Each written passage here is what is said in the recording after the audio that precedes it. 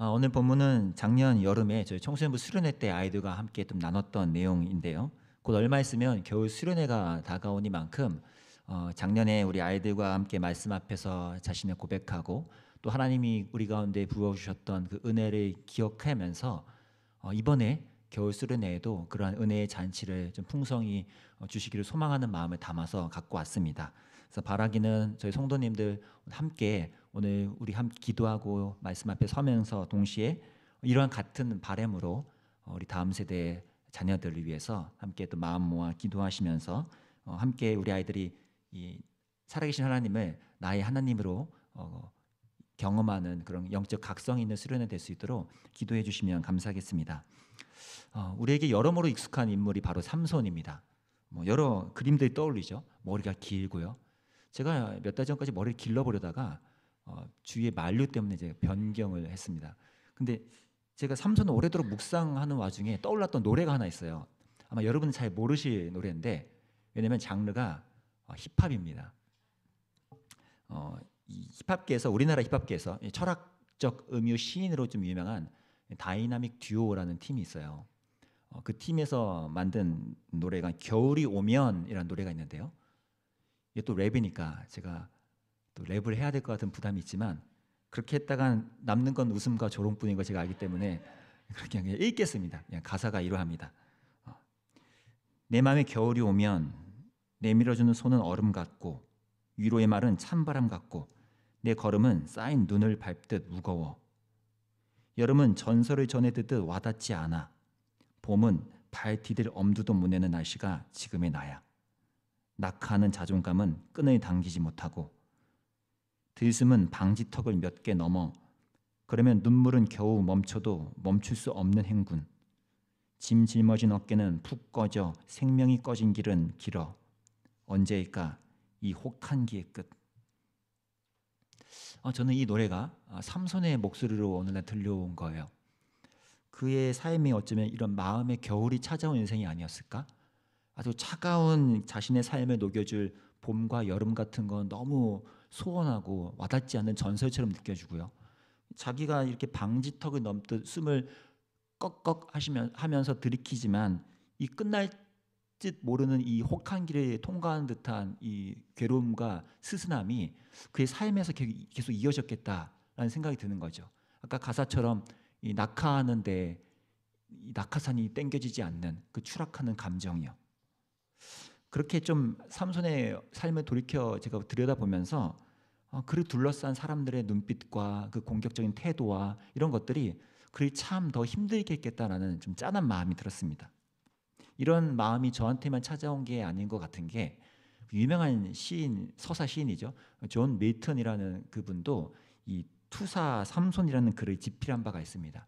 그분이 쓴 그 글을 여러 작가들이 그림으로 그렸는데 한번 좀 보시면 이 투사 삼손이라고 하는 때 이 투사라는 것은 이 헬라어인데요. 아고니스테스라는 이 단어는 원래 뭐 격렬히 분투하다, 씨름하다라는 단어입니다.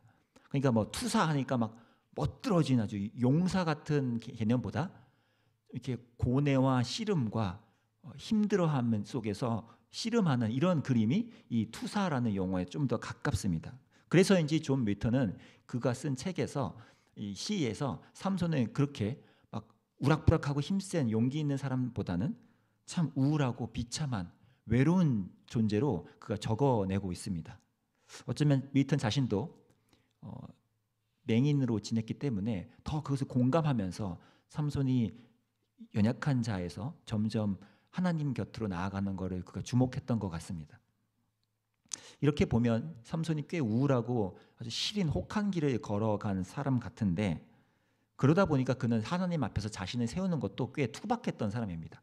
그가 얼마나 좀 엉뚱하고도 어이가 없느냐면 오늘 본문 읽은 데의 앞쪽에 보면 그가 참 황당한 일을 하는 걸 봅니다. 16장 1절인데요. 새 번역으로 제가 읽어보겠습니다. 삼손이 가사에 가서 한 창녀를 보고 그의 집으로 들어갔다. 이 가사라는 블레셋 동네는 그냥 블레셋과 뭐 유대 경계가 아니라 아예 저 블레셋 깊숙한 곳입니다. 거기까지 그냥 삼손이 기어 들어가듯 찾아가서 뭐 한 거요? 이 몸을 파는 음란한 여자를 만나러 갔다는 거. 이거 자체가 좀 황당하죠.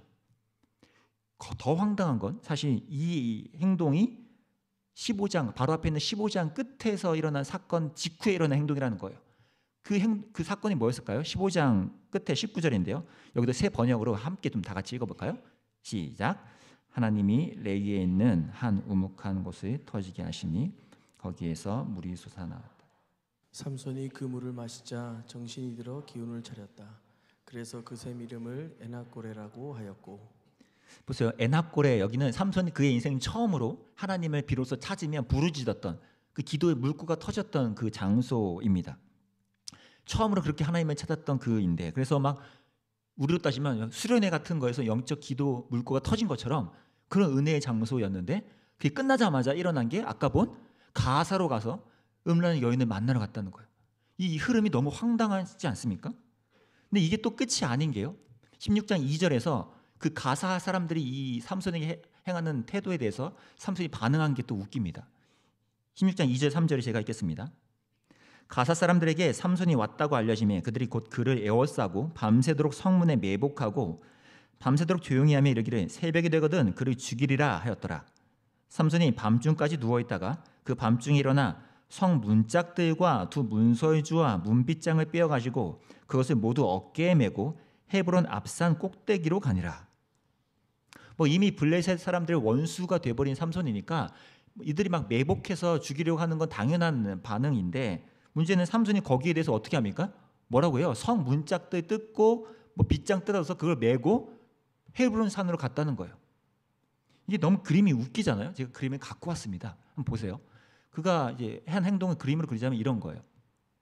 그냥 문짝 하나가 아니잖아요. 성 문짝인데 이거를 들고 가사에서 헤브론까지는 거의 60km입니다.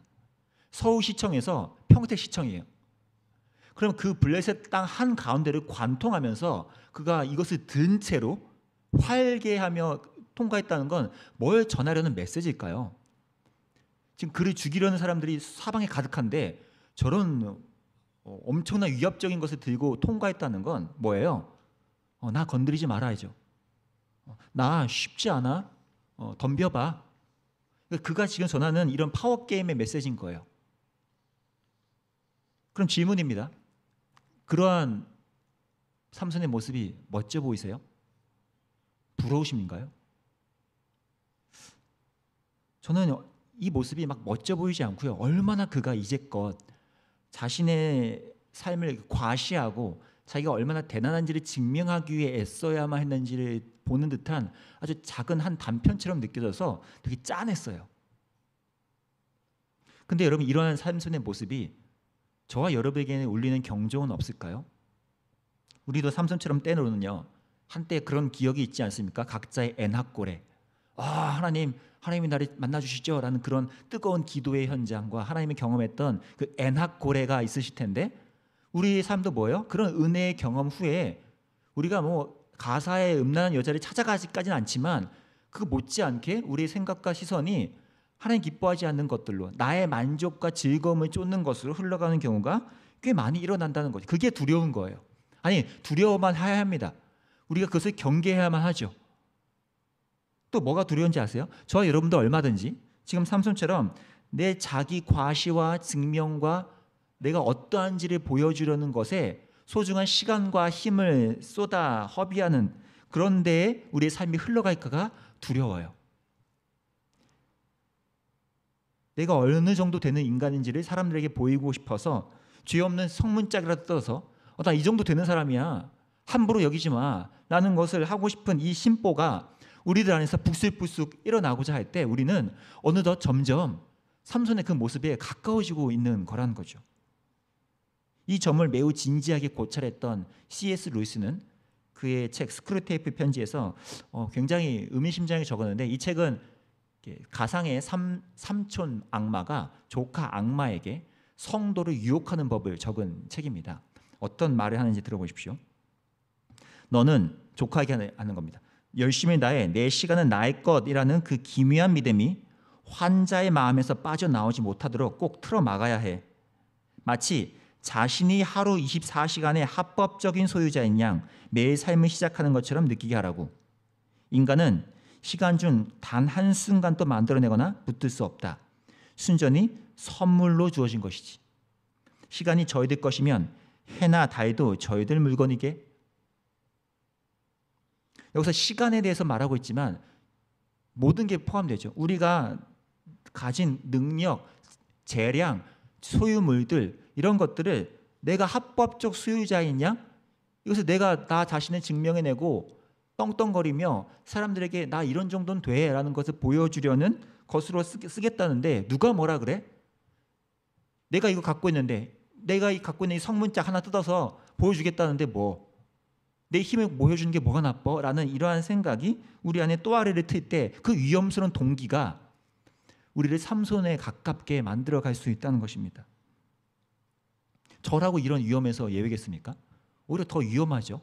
뭐 이렇게 조명빨 받고요, 이 마이크 앞에 서 있고 뭐 교회에서 이런저런 기회도 있고 권한도 주어질 때 그것을 비틀어서 내 과시, 내 어떤 증명, 내가 원하는 어떤 만족과 꿈꾸는 것들을 이루기 위해서 그걸 쓴다면 저도 똑같이 삼손과 같이 합법적인 그것이 내 소유인 양 써버리는 낭패를 범하게 되는 거죠.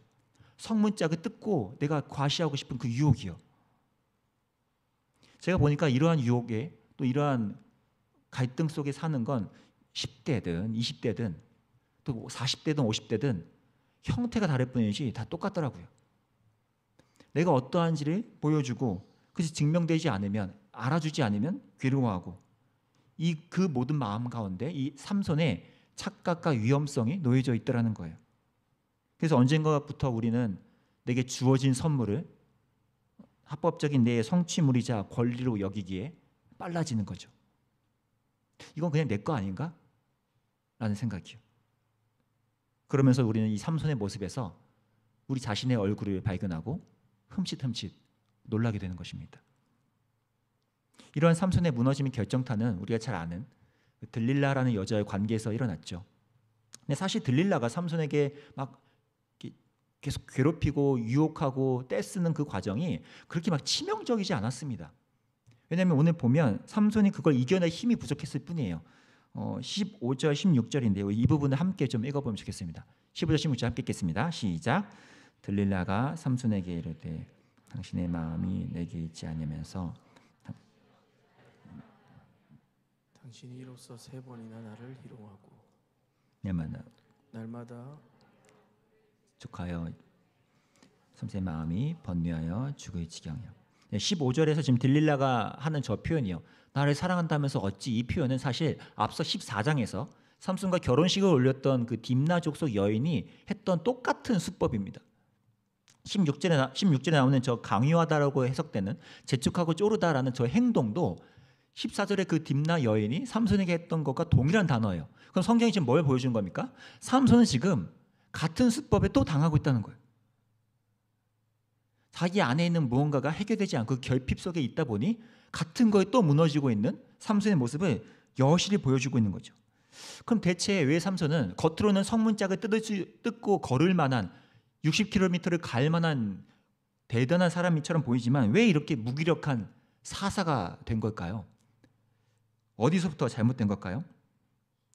어쩌면 그 답은 그가 진심을 표현해야 하는 말 속에 담추어져 있다고 생각합니다. 17절에 그 말이 드러나는데요. 제가 17절에 읽겠습니다. 삼손이 진심을 드러내어 그에게 이르되 내 머리 위에는 삭돌이 되지 아니하였나니 이는 내가 모태에서부터 하나님의 나시린이 되었음이라. 만일 내 머리가 밀리면 내 힘이 내게서 떠나고 나는 약해져서 다른 사람과 같으리라. 이 삼손의 진심 어린 말에서 우린 두 가지 사실을 확인하죠. 첫 번째는 그가 자신이 하나님의 모태에서부터 하나님의 나시린으로서 부름 받았다는 사실을 안다는 거예요.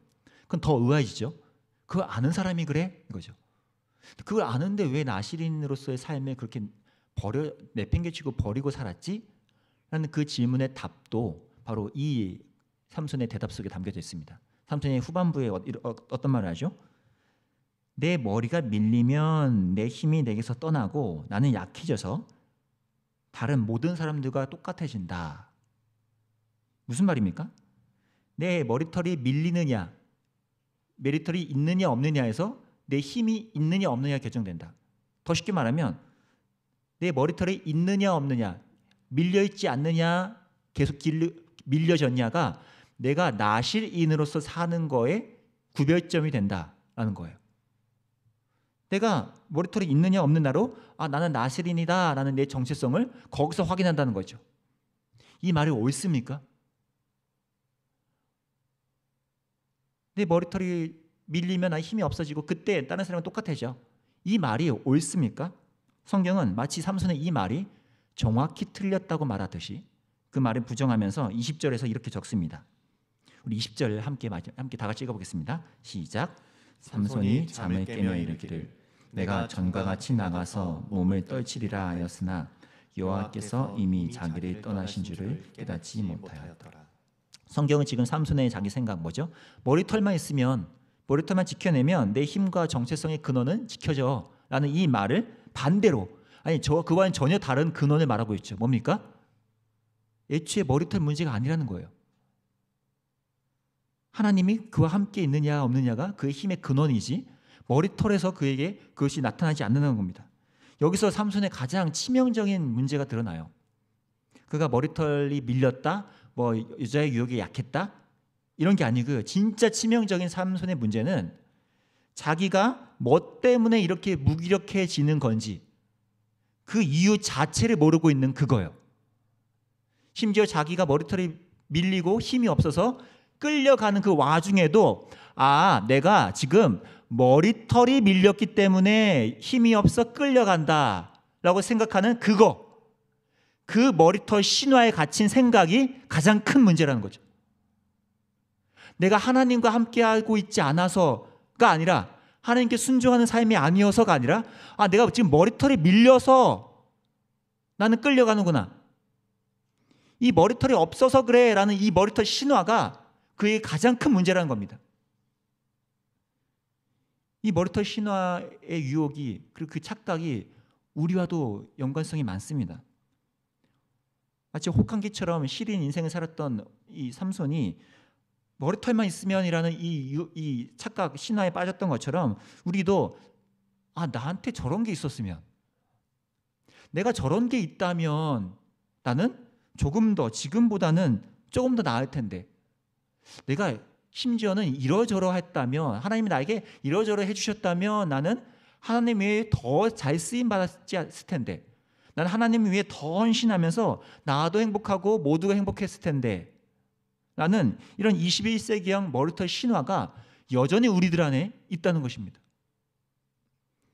그 안으로 우리는 우리의 신앙을 채색하면서 동시에는 뭐예요? 삼손처럼 합법적인 소유자인 양, 나머지 나의 모든 물건들과 소유, 나의 재능, 시간들은 내 것인 양 나를 위해서 사용하면서도 내가 머리털만 더 있었다면 이라는 또 신화를 바라본다는 거죠. 심지어는 신앙생활에도 그렇죠.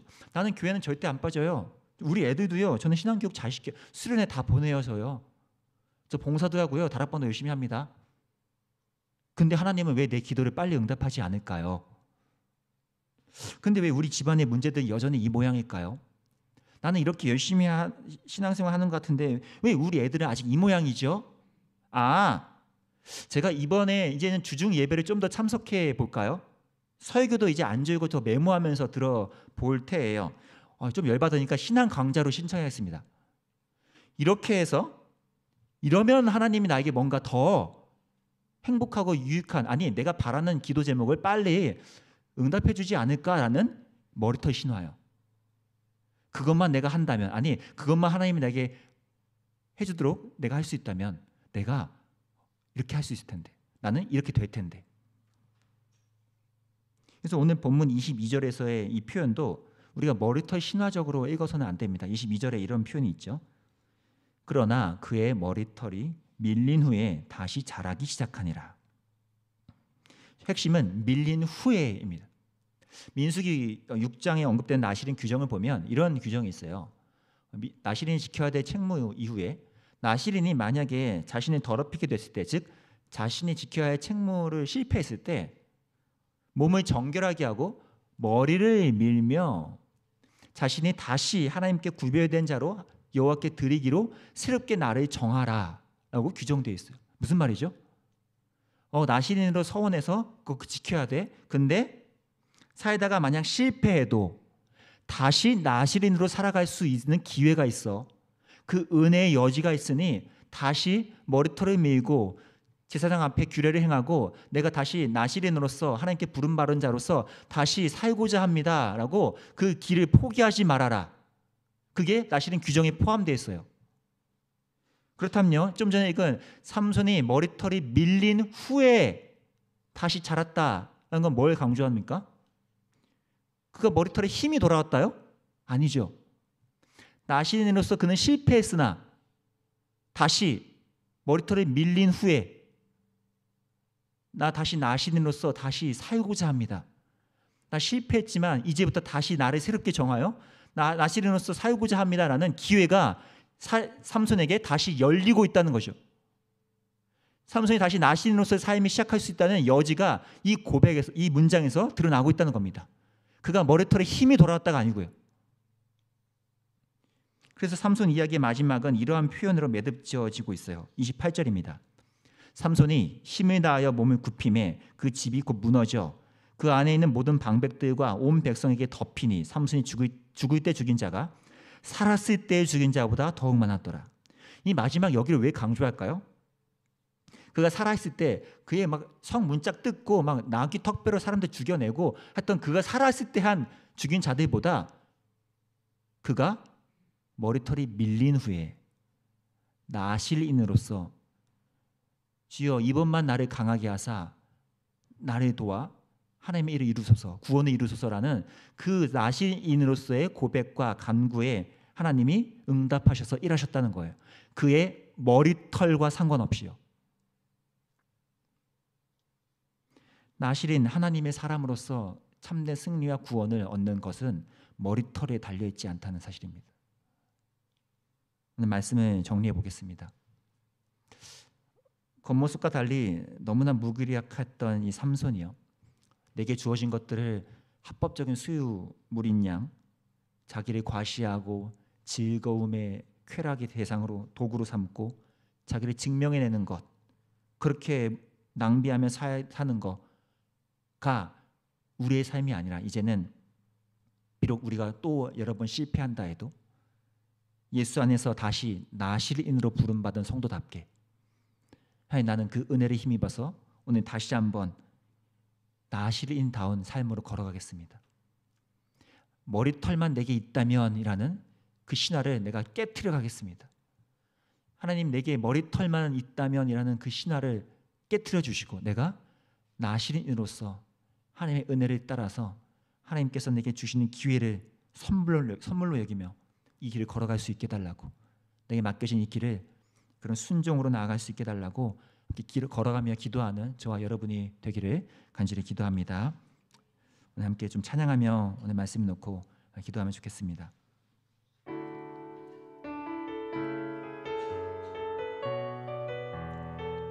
슬픈 마음 있는 자, 슬픈 마음 있는 자, 몸과 영혼 병든 자, 몸과 영혼 병든 자, 누구든지 부르시오, 누구든지 부르시오, 예수 이름 부르시오, 예수 이름 부르시오. 그 이름을 믿는 자, 그 이름을 부르는 자, 그가 어떤 사람이든 그는 우리 처음부터 한 번 더 고백합니다. 삼손처럼 슬픈 마음 있는 자, 슬픈 마음 있는 몸과 자, 영혼 병든 자, 몸과 영혼 병든 누구든지 자, 부르시오, 누구든지 부르시오, 예수 이름, 부르시오. 그 이름을 믿는 자, 그 이름을 믿는 자, 그 이름을 부르는 자, 그가 어떤 사람이든 그는 구원 얻으리. 고백합시다. 예수, 예수, 예수, 예수, 오 능력의 그 이름 예수, 나 외쳐 부르 예수, 예수, 예수, 예수, 오 구원의 그 이름 예수, 외쳐 부르네. 예수 그리스도 은과 금 내게 없으나, 은과 금 내게 없으나 나 가진 것 너에게 주니. 능력의 이름 예수라, 능력의 이름 예수. 그 이름을 붙드시오, 그 이름을 붙드시오. 그 이름을 믿는 자, 그 이름을 믿는 자. 아멘. 그 이름을 외치는 자, 그가 어떤 사람이든 그는 주의 영광 보리라. 아멘. 예수 예수 예수 예수. 오 능력의 그 이름 예수. 나 외쳐 부르 예수 예수 예수 예수. 오 구원의 그 이름 예수. 나 외쳐 예수 예수 예수 예수. 오 능력의 이름 그 예수. 나 외쳐 부르네. 예수 예수 예수 예수. 오 구원의 그 이름 예수. 나 외쳐 부르네. 주어진 내 삶이 작게만 보여도요, 주어진 내 삶이 작게만 보여도 선하신 주 나를 이끄신 중심을 보시는, 중심을 보시는 주님만 따르네. 날 택하신 주만을 지혜. 머리털에 신화를 버려내고요, 보이는 상황에 무너진 예수 능력이, 예수 능력이 나를 보이지 않아도, 보이지 않아도 주님만. 나시린의 고백입니다. 내 평생 주님을. 우리 한 번 더 고백합시다. 주어진 내 삶이 작게만 보여도요, 주어진 내 삶이 작게만, 선하신 주 나를 이끄신 중심을 보시는, 중심을 보시는 주님만 따르네. 날 택하신 주만을 지혜. 보이는 상황에 무너질지라도, 보이는 상황에 무너진 예수 능력이, 예수 능력이 나를. 아멘. 보이지 않아도, 보이지 않아도 주님만 따르네. 내 평생 주님을 노래하리라.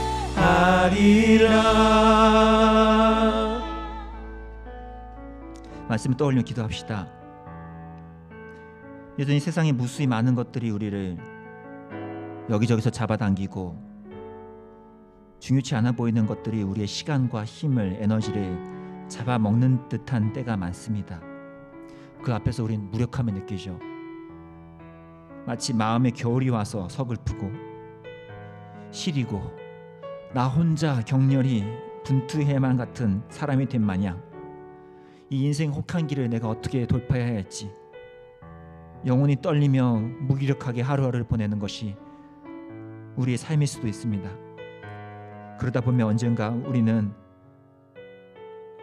하나님 주신 선물을 내 합법적 성취물이자 소유물 마냥 여기게 되고, 괜히 성문짝이라도 뜯어서 내가 어느 정도 가치가 있는지를 확인하고 싶고 증명하고 싶고 과시하고 싶은 욕심이 불쑥불쑥 일어나 놀랄 때가 있습니다.